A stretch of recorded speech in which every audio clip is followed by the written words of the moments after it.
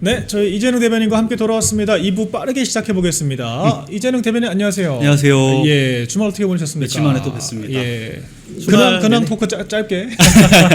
주말 내내 뭐 일했죠. 예. 일하고 방송하고 뭐 주일날 일요일 날에는 교회도 가고 그렇게 보냈습니다. 아, 특이사항 좋습니다. 없이. 네, 방금 사실 11시 20분에 방송 네. 들어오기 직전에 네. 장동혁 대표 간담회 있었는데 맞아요. 어떻게 좀 보셨습니까? 지금 막 예. 보다가 들어왔는데 근데 제가 생각했던 것보다 저희한테 대변인들한테도 공개하지 않았던 게 이해가 될 정도로 네. 다층적으로 상당한 성과를 그래도 가지고 오신 것 같다. 예. 아무래도 우리가 뭐 장동혁 대표라는 사람이 야당의 대표다 보니까 네. 이제 행정부의 어떤 실권을 가지고 있는 사람이 아니잖아요. 네. 그런 사람이 이제 미국의 어떤 국무부라든지 백악관과 적극적으로 커뮤니케이션하는 것 자체가 네. 미국 입장에서도 이게 일련의 어떤 뭐 정치 개입처럼 보일 수 있는 여지가 있기 때문에 상당히 네. 조심스러운 부분들이 있거든요. 그럼에도 불구하고 국무부라든지 백악관과 상당히 긴밀한 얘기들 그리고 내밀한 얘기들을 많이 했다는 점에서 저는 너무 많이 놀랐습니다. 네. 그러니까 그게 사실 뭐 조야 관계자들 이야기, 네. 뭐 국무부 관계자들 이야기, 뭐 그리고 또 뭐 미국 그 상하원 의원들 등등 해서 좀 종합적으로 이재명 정권에 대해서 우려 메시지를 많이 전달을 한 것 같아요. 맞아요. 근데 여기 사실 우리가 누가 그랬습니다라는 걸 박아버리면 이게 우리가 이 미국의 카운터파트는 어쨌거나 우리가 좋든 싫든 이재명 정부인데 야당이 이간질하는 게 될 수가 있거든요. 그렇죠. 그러니까 우리가 이를테면 MBC가 그 바이든 날리면 가지고 난리가 났을 때 그치. 백악관에 이거 바이든 욕했는데 어떻게 생각하세요? 그런 일렀죠. 식으로 하다가 엄청나게 또 난리가 났었잖아요. 맞아요. 언론도 그렇게 한 비판을 받잖아요. 그래서 야당 대표의 어떤 제약이 있음에도 불구하고 굉장히 미국 내 분위기를 소상히 전달해 주신 것 같습니다.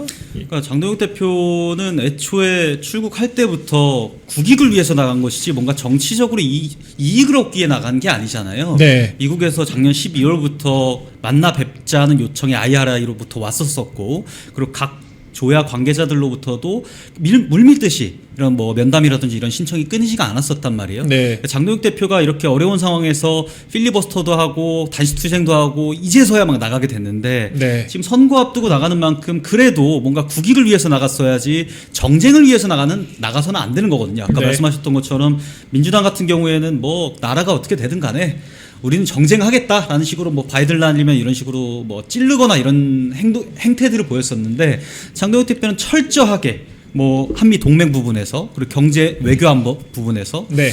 상당히 좀 내밀한 얘기들을 나눴다는 게 이 사람이 국민의힘에서 하는 거랑 똑같은 스탠스를 보여준 게 아닌가. 예. 그러니까 국민의힘에서도 뭔가 내가 당대표로서 뭐 특정 지지층의 지지를 이끌어내야겠다라는 어떤 목적의 행보를 걷는 것이 아니라 진짜 당의 초석과 시금석을 닦기 위한 움직임을 걷다 보니 어려움도 많고 네. 또 곳곳에 지뢰밭도 굳이 다 밟아봐야 되는 상황들이 있었잖아요. 네. 그러니까 마찬가지로 미국에 가서도 철저하게 우리 대한민국을 위해서 이야기하고 왔다는 점이 오늘 간담회에서 보였습니다. 네.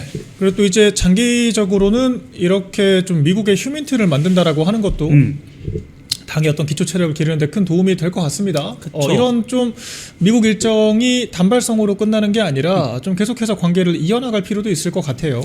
지금 뭐 당장 해결해야 되는 문제들도 있긴 하죠. 네. 예를 들면 지금 한미동맹 자체가 심각하게 흔들리고 훼손당하고 있는 상황이고 네. 이재명 정부에 의해서 안보협력 부분에서도 지금 상당한 리스크들을 계속해서 노출하고 있지 않습니까?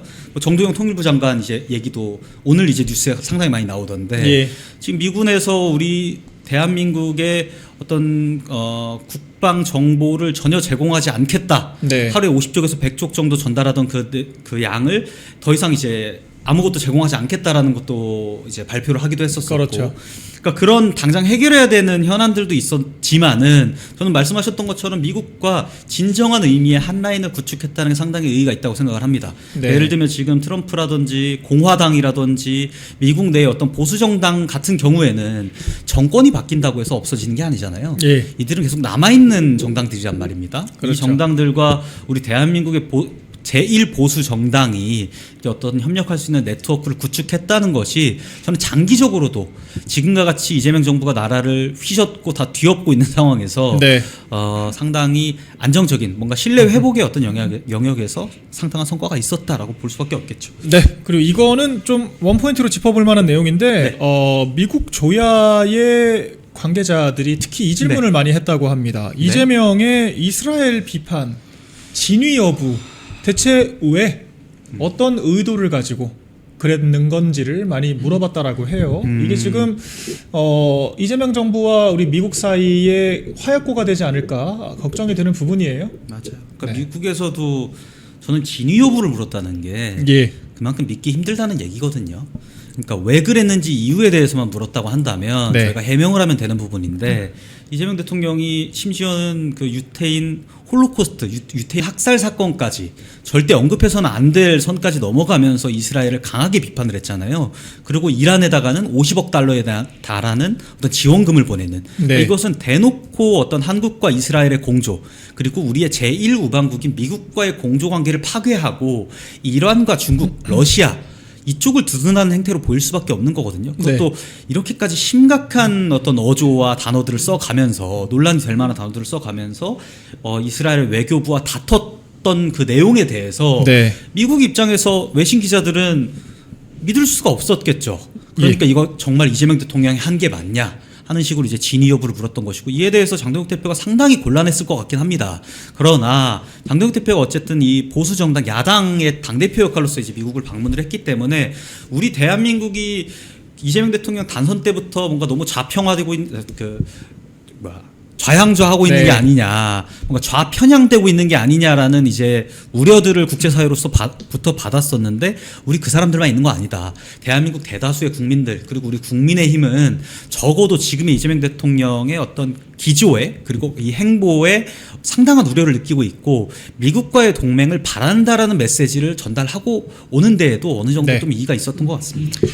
네, 그래서 미국 관련 얘기 계속 저희가 전해지는 게 있으면 다뤄보도록 하겠습니다. 뭐 사실 지난 그 한덕수 권한대행과 트럼프 대통령 30분 통화를 했던 내용들도 대선 국면에서 저도 사실 이래저래 전해 들었거든요. 정말요? 예, 아니, 그때 당시에 전에 듣고 뭐 이제 본인들은 총리실이 직접 얘기할 수는 없죠. 그렇죠. 근데 이제 측근들이 전해 듣고 뭐 제가 한 방송에서 그 트럼프 측에서 한덕수 총리에게 직접 좀 미국에 와줄 수 없냐라고 요청했다. 뭐 이런 얘기 제가 해가지고 또 단독 기사가 나고 그랬었습니다.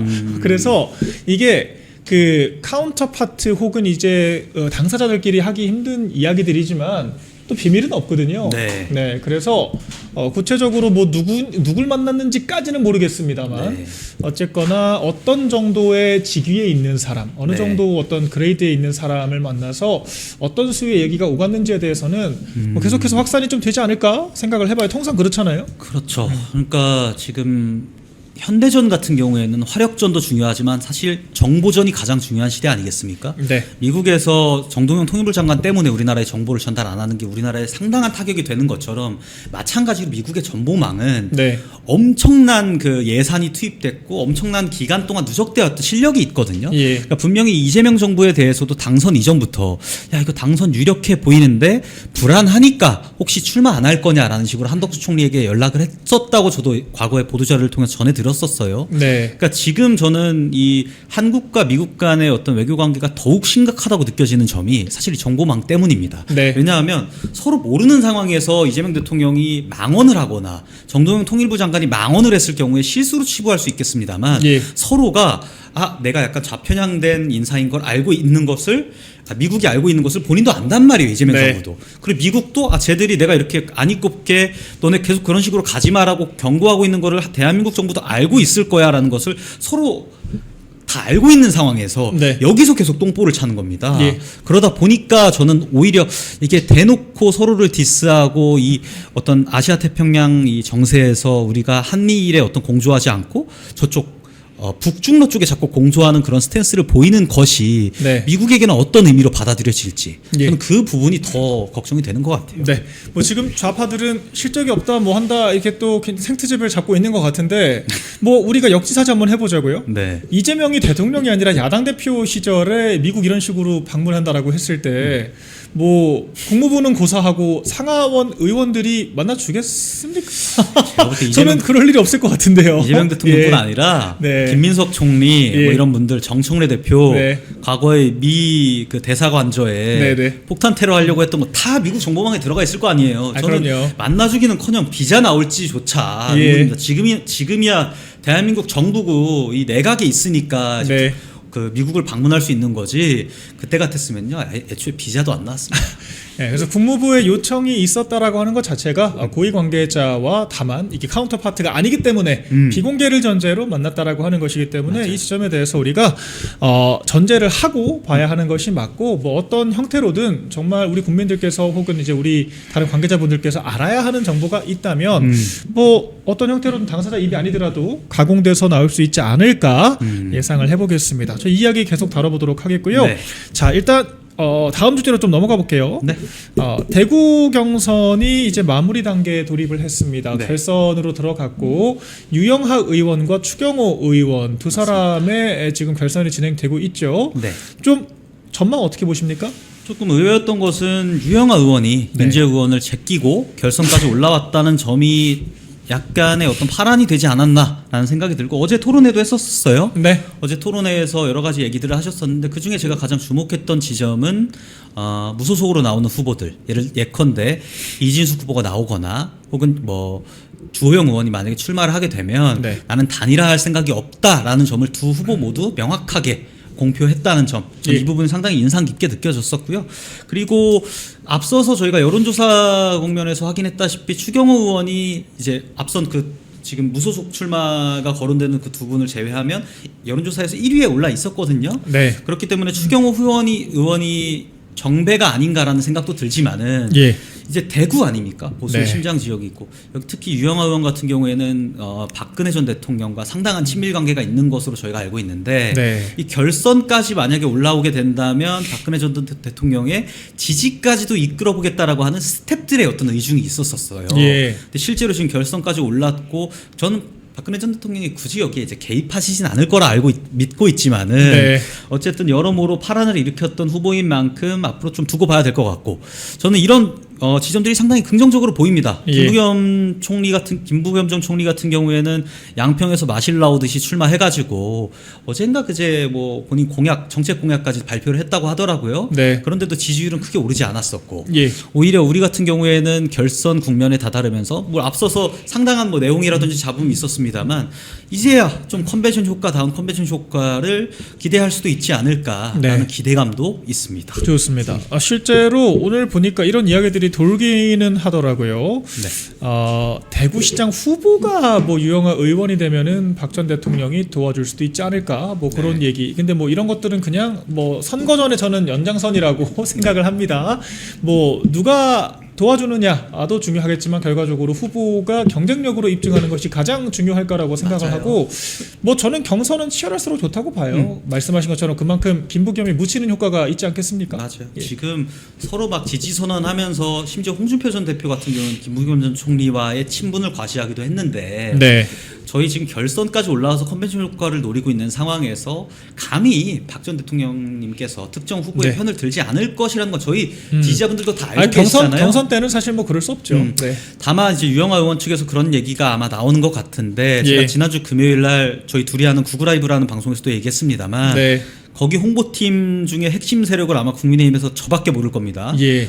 거기가 예능 방송 프로그램 제작에 일가견이 있는 팀입니다. 어호. 그러다 보니까 유영하 후보가 이 경선에 참여할 때부터 상당한 퀄리티의 그동안 정치판에서 볼 수 없었던 퀄리티의 컨텐츠들이 계속해서 양산이 되었었거든요. 네. 이런 것들이 지금 뉴미디어 시대에 대구 시민들에게 어떠한 영향을 끼칠지에 대해서는 저희가 좀 지켜볼 필요가 있겠다. 네. 다만 박 전 대통령님은 굳이 나서지 않을 것 같다. 아마 그쪽에서 그냥 홍보 차원에서 흘리고 있는 내용일 수 있다. 박 전 대통령이 유영하 의원을 강력하게 지지하고 있다는 여론을 만들기 위해서 그런 게 아닐까. 네. 이 정도로 보는 게 딱 타당할 것 같습니다. 좋습니다. 그래서 여론조사상으로 추경호 의원의 어떤 선두 속에 유영하 의원의 뭐 상당한 지금 선전이 기대된다 정도로 맞습니다. 정리를 좀 해보겠고요. 이거 짧게만 얘기할게요. 네. 이진숙 위원장과 주호영 의원은 어떻게 앞으로 좀 향방이 이루어질 거라고 보십니까? 제가 좀 이제 시청자분들께 욕을 먹을 수도 있겠습니다만 네. 저는 주호영 의원도 6선의 우리 당의 중진 의원으로서 물론 이제 대구시장에 출마하고 싶은 욕심도 있었습니다만 이런 국면까지 왔다면 그리고 본인의 지지율이 사실 1, 2위를 다투던 후보가 아니었잖아요. 네. 그러다 보니까 그래도 지금같이 국민의힘이 어려울 때 선당후사하는 정신으로 나서주시지 않을까라는 기대를 하고 싶고, 사실 이런 발언 자체가 설득이 될 수도 있는 거죠. 어떻게 보면 네. 이 방송을 보고 계실 수도 있으니까 좀 그런 바람을 담아서 좀 말씀을 드리고, 우리 지지자분들께서도 만약에 출마를 안 하신다라고 그 주호영 의원이 얘기를 한다면 그때부터는 정말 민주당을 향해서 우리가 싸워야 될 때이다 보니까 주호영 의원에 대한 어떤 타격보다는 민주당을 향해서 저희가 싸우는 모습들을 많이 기대해 주셨으면 좋겠다. 둘째로 이준숙 위원장 같은 경우에는 지금 우리 당의 어떤 의원으로서, 현역 의원으로서 활동을 하셨던 분은 아니에요. 과거에 출마를 하셨던 이력은 있습니다만. 네.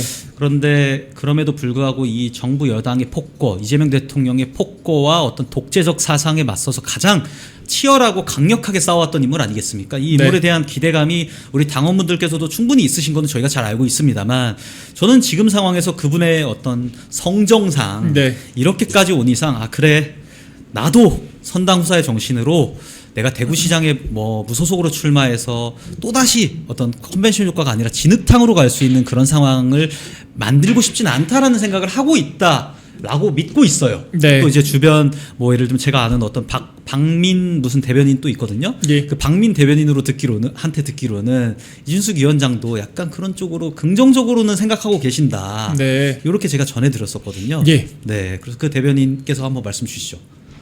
저요? 네. 왜 저한테도 저는 진행만 하겠습니다. 그 저예요. 난 또 네. 이인숙 캠프 대변인이라 그러길래 아니. 박민 뭐가 또 있나 했네. 그래서 긍정적인 상황으로 이제 대구도 어느 정도 네. 정리가 되고 흘러가지 않을까. 특히 오늘 장동혁 대표가 또 귀국을 한 만큼 예. 이제 마지막 정리까지 한 걸음 정도만 남아 있다. 이렇게 보시면 될 것 같습니다. 네, 그래서 대구 이야기를 또 더 할 일이 없었으면 좋겠습니다.